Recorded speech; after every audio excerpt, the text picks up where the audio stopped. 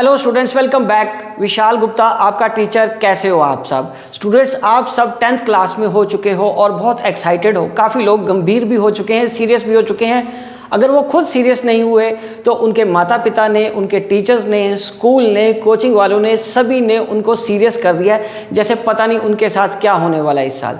बच्चों, घबराने की कोई ज़रूरत नहीं है। ये बोर्ड एग्ज़ाम है, जैसे बाकी एग्ज़ाम्स होते हैं। आप हर साल एग्ज़ाम देते आ रहे हो, उसमें उस जैसे ही एग्ज़ाम होने हैं, बाकी और कोई चेंज नहीं होता। बस इसमें डरने या घबराने वाली ज़रूरत नहीं है। हर कोई पेरेंट्स या टीचर ये चाहता है कि बच्चे एक्सीलेंस प्राप्त करें, अच्छे से अच्छे मार्क्स स्कोर करें, ताकि वो आपके कैरियर के लिए एक बेस बन सके। बच्चों, 10th क्लास इतनी इंपॉर्टेंट क्यों मानी जाती है? बच्चों, 10th क्लास इसलिए इंपॉर्टेंट मानी जाती है कि आने वाले समय में जितने भी आपने कम्पिटिटिव एग्ज़ाम्स की तैयारी करनी है, चाहे वो +2 के बाद आपने जेई करना है, नीट करना है, सीए करनी है या एसएससी की तैयारी करनी है आफ्टर सम टाइम, आफ्टर 3 और 4 ईयर्स, तो उसका जो बेस है वो 10th क्लास की पढ़ाई ही है। 10th क्लास की स्टडीज़ ही उसका बेस बनती हैं। बच्चों, अगर आप इसकी बात करो मैथमेटिक्स की, अगर इसकी बात करो साइंस की, अगर बात करो एसएसटी, इंग्लिश की, ठीक है, और हिंदी की, लैंग्वेज की भी अगर बात करें, तो सारे सब्जेक्ट उतने ही इंपॉर्टेंट है। आप अगर अपने सीनियर्स से बात करोगे, जो भाई बहन आपका बड़ा है या कोई कज़न या कोई फ्रेंड, आपके आसपास रहने वाले लोग जो आपसे बड़े हैं और कैरियर में एडवांस में काफ़ी कुछ कर चुके हैं या कर रहे हैं, आप उनसे भी ज़रा कांटेक्ट करके देखिए। क्योंकि आपको स्कूल्स, टीचर्स की और पेरेंट्स की बातें कई बार ऐसा लगता है कि ये तो एक रटी रटाई बातें बताई जा रहे हैं, लेकिन यदि आप उन लोगों से जो खुद इस कोर्स से गुजर चुके हैं, 10th का सिलेबस कंप्लीट करके आगे जा चुके हैं, +1 में जा चुके हैं, फर्स्ट ईयर में जा चुके हैं, जेई की तैयारी करें हैं, सीए की तैयारी करें हैं, नीट की तैयारी करें हैं, जे उसके बाद किसी और एसएससी कम्पिटिटिव एग्जाम की तैयारी करें, यूपीएससी की तैयारी करें, बच्चों वो सारे क्या करें, उनके लिए, सबके लिए जो बेस है वो 10th क्लास है। और 10th क्लास में सबसे इंपॉर्टेंट चीज़ क्या है? सबसे इंपॉर्टेंट और इंटरेस्टिंग जो मुझे लगती है वो है SST, social science as well as English. क्योंकि ये दो ऐसे सब्जेक्ट हैं, इससे हमें अपने बारे में समझने को मिलता है कि हम क्या हैं, हमारा ओरिजिन कहाँ से हुआ। एसएसटी पढ़ के हमारी हिस्ट्री क्या पता चलता है, ज्योग्राफी पढ़ के हमें आसपास हमारी धरती, हमारे इन्वायरमेंट के बारे में पता चलता है। सिविक्स से हमारा देश कैसे चलता है उसके बारे में पता चलता है, जिसको हम दूसरा नाम पॉलिटिकल साइंस भी बोल सकते हैं। और इकोनॉमिक्स में अर्थव्यवस्था, हमारा देश कैसे, पैसे से कैसे चलता है, कैसे कौन कौन से सेक्टर्स में डिवाइडेड है, मनी कैसे बनती है, कंज्यूमर्स राइट क्या है। नो डाउट ये चीज़ें हो सकता है कि आपको आज की डेट में ऐसा लगे यार ये तो it's too early to understand this thing, अभी तो हम बच्चे हैं। कुछ लोग कह रहे हैं आप बच्चे हो, कुछ लोग कह रहे हो आप बड़े हो गए हो। तो ये चीज़ तो चलती रहनी है। हर कोई आपको अपने हिसाब से मोल्ड करने की कोशिश करेगा। अगर आप गलती करोगे तो आपको बस समझाया जाएगा कि आप अब बच्चे नहीं रहे, और अगर गलती उनको अच्छी लगी तो आपको ये बोला जाएगा कि अभी आप छोटे हो, आप ये काम मत करो। ठीक है, तो ये चीज़ तो चलती रहेगी। हाँ, अब आप सोचोगे कि मैंने आपको एसएसटी और इंग्लिश ही क्यों पढ़ा रहा हूँ। बच्चों, होता क्या है कि मैक्सिमम 10th क्लास में जो बच्चे होते हैं वो किसकी कोचिंग लेते हैं? वो मैथमेटिक्स की और साइंस की कोचिंग लेते हैं, और ट्यूशन्स या सो कॉल्ड ट्यूशन्स भी उसी की ही लेते हैं।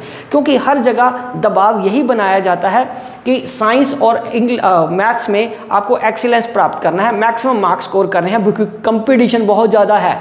कंपटीशन नो डाउट हमेशा हर फील्ड में, हर जगह ही रहता है। लेकिन मैंने एसएसटी और इंग्लिश इसलिए शुरू की है क्योंकि ये दो बहुत ही ज़्यादा इंटरेस्टिंग सब्जेक्ट्स हैं जो बच्चे इग्नोर कर जाते हैं। साइंस का इतना प्रेशर लेने की ज़रूरत नहीं है 10th क्लास। मैथमेटिक्स भी सारा साल आप करते रहते हो, क्योंकि स्कूल में मैथमेटिक्स हो रहा है, घर में होमवर्क में आप मैथमेटिक्स कर रहे हो, ट्यूशन या सो कॉल्ड कोचिंग भी आप मैथमेटिक्स की ही ले रहे हो, बट इग्नोर क्या कर जाते हो? जो सबसे इंटरेस्टिंग फील्ड है वो है SST, social science, civics, geography, economics, political science, English की 2 बुक्स हैं। पहले तो नॉवल भी होता था, अब नॉवल नहीं है, 2 बुक्स हैं। ग्रामर है, इंग्लिश को लिखना सीखिए। इंग्लिश एक बहुत अच्छी इंटरनेशनल लैंग्वेज है जो आपको आगे बढ़ने में मदद करेगी। नो डाउट हिंदी हमारी राष्ट्रभाषा है, हम उसका सम्मान करते हैं, वो भी आपको उतनी ही पढ़नी है। काफ़ी बच्चे हिंदी में भी बहुत गड़बड़ करते हैं, ठीक है। तो इसका मतलब ये है कि आपको उसके साथ साथ साइंस और मैथ के साथ इक्वल इंपॉर्टेंस किसको देनी है? सोशल साइंस को। बच्चों, अगर आप अपनी बुक्स को खोल के देखो तो साइंस से ज़्यादा सिलेबस आपका सोशल साइंस का है। ठीक है, वेटेज नोट और दोनों की 80-80 मार्क्स की है, लेकिन ज़्यादा कोर्स किसका ज़्यादा है आप खुद देखो कितनी बुक्स हैं उसकी बुक्स भी 4 बुक्स हैं सोशल साइंस की, इंग्लिश की 3 बुक्स हैं अगर ग्रामर और 2 फर्स्ट फ्लाइट और फुटप्रिंट्स विदाउट फीट को ऐड कर लो तो, ठीक है। तो आप इन 2 सब्जेक्ट्स को इग्नोर ना करो, क्योंकि ये 2 सब्जेक्ट्स अगर आप इंग्लिश अच्छे तरीके से पढ़ लेते हो, अच्छे तरीके से समझ लेते हो तो बहुत अच्छी बात है। वो आपको एक्सप्रेस करने में क्योंकि अगर आपका मीडियम इंग्लिश मीडियम है तो आपको एसएसटी को अपने आप को एक्सप्रेस करने में, साइंस में अपने आप को एक्सप्रेस करने में इंग्लिश आपकी हेल्प करेगी। और एसएसटी जैसे कि मैंने आपको बताया आपको आगे बढ़ने में मदद करेगी, क्योंकि आपका कैरियर, ये मत सोचना कि अगर हमने अगले साल साइंस लेनी है तो सर एसएसटी का क्या फ़ायदा है, मैंने तो सिर्फ पास ही होना है। बच्चों पास तो सारे हो जाते हैं, ऐसी बात नहीं है, बट इसको आपको अपने जीवन में बहुत आगे जाके भी काम आएगा, इसको इग्नोर मत करिए, ठीक है बच्चों। तो मैं आपको एक बार फिर याद दिला दूँ कि मैथ और साइंस बहुत बहुत इंपॉर्टेंट होते हैं, उसकी इंपॉर्टेंस को नकारा नहीं जा सकता। लेकिन मैं सिर्फ ये कहना चाह रहा हूँ कि आप एसएसटी और इंग्लिश को और हिंदी को भी इग्नोर मत करिए, क्योंकि अगर सभी सब्जेक्ट्स को आप इक्वल इंपॉर्टेंस दोगे एज वेल एज मैथ और साइंस की तरह, तो आपकी एवरेज परसेंटेज भी तो इंप्रूव हो जाएगी। क्योंकि ये ना हो कि मैथ में 95 प्लस चले जाओ और एसएसटी में 70 भी ना आए 100 में से, तो उसका क्या फ़ायदा हुआ, उससे क्या होगा, आपकी एवरेज डाउन हो जाएगी। साइंस में आपने सारा साल मेहनत की, अच्छे से 92-93% मार्क्स भी आ गए, और इंग्लिश में फिर 62 ही रह गए, उससे आपकी एवरेज फिर से गड़बड़ हो जाएगी, ठीक है। तो इसलिए आपने अपनी एवरेज को कंसिस्टेंटली 90 प्लस मेंटेन करने के लिए ही आपको सारा साल लगातार सारे सब्जेक्ट से इक्वल फोकस करना है, ठीक है। और अब बात रही फिर वही बात कि आप लोग अगर कहीं डायरेक्टली मेरे पास नहीं आ सकते, मेरे से पास अप्रोच नहीं कर सकते, मेरे से कोचिंग नहीं ले सकते, तो मैं उसके बारे में नहीं कह रहा।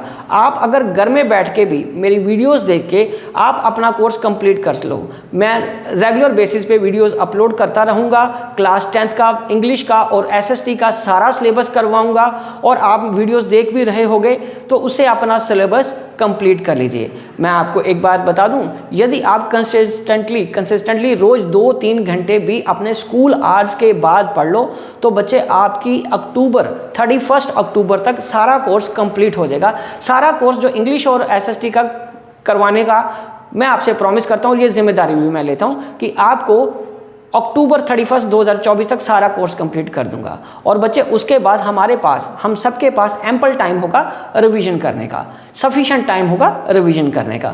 मैं आपकी रिवीजन भी कराऊंगा, आपको नोट्स भी अवेलेबल कराऊंगा, आपको हर चीज़ समझाऊंगा, आपके साथ मॉडल टेस्ट पेपर्स भी होंगे वो भी डिस्कस करूंगा, but with the passage of time हम धीरे धीरे स्लोली बढ़ते जाएंगे।